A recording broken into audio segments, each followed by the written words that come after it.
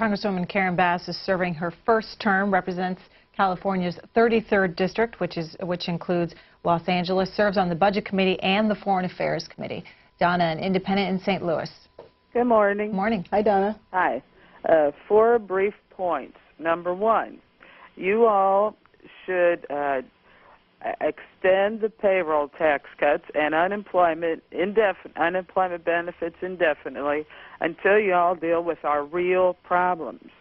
Because Bush Jr., Clinton, a few corporate Democrats, and a Republican-controlled Congress got NAFTA and free trade for China, we lost millions of jobs, trillions in lost tax revenues accounting for the big debt. All right, a couple phone calls today about free trade. Where do you stand on the issue? Well, I didn't support the trade agreements because I was concerned about the economy and the loss of jobs. But I do have to say, though, that if we look at our economic crisis that we've been experiencing over these last couple of years, it's hard for me to see that being the reason. I look at the deregulation in the financial industry. I look at the problems in the housing market. You know, neither one of those issues had to do with trade. So I think when we're looking at the economy right now, you know, we did make some advances in the last Congress. We have the Dodd-Frank Act that hopefully is going to bring the financial industry under better controls. So I think it was a little more in-depth than that. James is next. He's a Democrat in Bradford, Tennessee. The Republicans say the tax break for the rich is going to create jobs. When are they going to start creating some instead of making Obama look bad? Well, I do think we've had tax breaks for the 1%, as everybody is familiar with now, and I think we've been relying on a trickle-down economy, but it rarely gets to the streets. And I would agree with your point. I don't believe that has helped.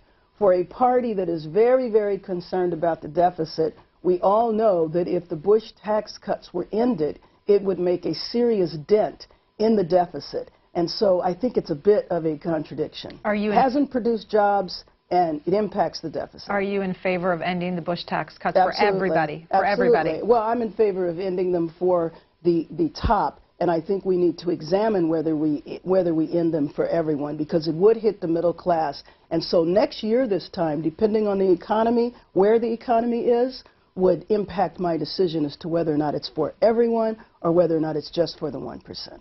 Uniontown, Pennsylvania. Jimmy, on the Republican line. Jimmy, you're on the air. Yes, ma'am. Hello. Hello. What's your question or comment for the Congresswoman? My question is, why has everybody just called this a payroll tax cut when we know it's coming out of Social Security? And I think if they want to do a tax cut, it should have been out of the federal income tax, because having to repay Social Security, it seems like Social Security is the one that always gets hit when there's any money. It's been robbed in IOUs, and I think it's really time to leave it alone.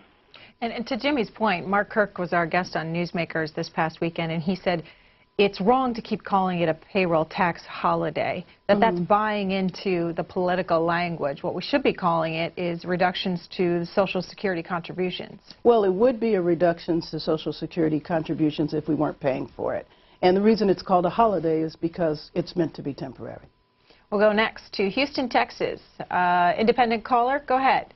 Yes, this is Reginald. Yes, ma'am. I agree with the last caller that if we do allow this to go forward, it will become permanent. And I think this is a ploy to erode this security system that we have in the Social Security Administration.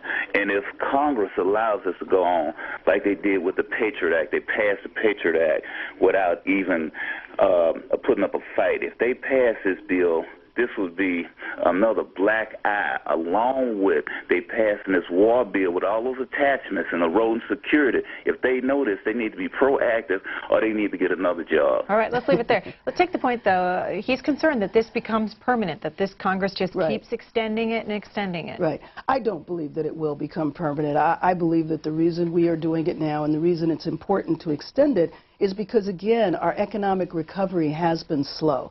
And so I am certainly hopeful by next year this time, we certainly wouldn't need to extend it. And again, I don't believe it's a ploy to erode Social Security. We would be paying for it. But my concern about Social Security, though, is that some of my colleagues on the other side of the aisle actually want to move toward privatizing Social Security. So I'm more concerned when people are calling for fundamental reforms to the Social Security system, how that would impact. I don't believe the payroll tax holiday would do that. Timothy, Democratic caller in Danville, Illinois. Hello, Karen. Hello. How you doing? I was wondering, you was talking about extending the unemployment benefits. Well, I exhausted my benefits in August. Will I qualify for that? Yeah, well, you know what, whether you would as an individual, I don't know, because I don't know what your circumstances are. But it is very important that we extend unemployment insurance benefits. And unfortunately, I'll be voting against the bill today. And the reason why I will is because the bill is calling for a fundamental reform to unemployment insurance, so it would cut the number of weeks that an individual would be eligible almost by half. And I think that we need to just extend it right now. The recovery is slow. I'm sure our economy will turn around. If there needs to be some changes to unemployment, like you described, if there are some problems with fraud or overpayment, that certainly needs to be addressed. But the way to address it is not to cut it in half. The other way that I think is really inappropriate to address it is requiring people to have drug testing. It's almost like putting a lump of coal in a stocking. Here we are right before the holidays, and people are talking about, we'll extend your unemployment insurance, but only if you go have a drug test.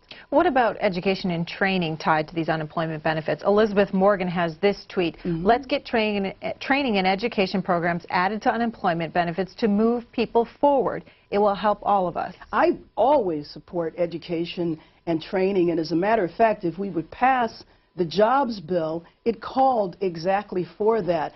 But then would you tell somebody, I'm not going to give you your unemployment check unless you enroll in training? Number one, where's that training going to come from? Where is it? Who's paying for it? We didn't pass the jobs bill yet, so where's the training supposed to be? And frankly, somebody who's on unemployment, I want to give them an unemployment check, but I want them out looking for a job.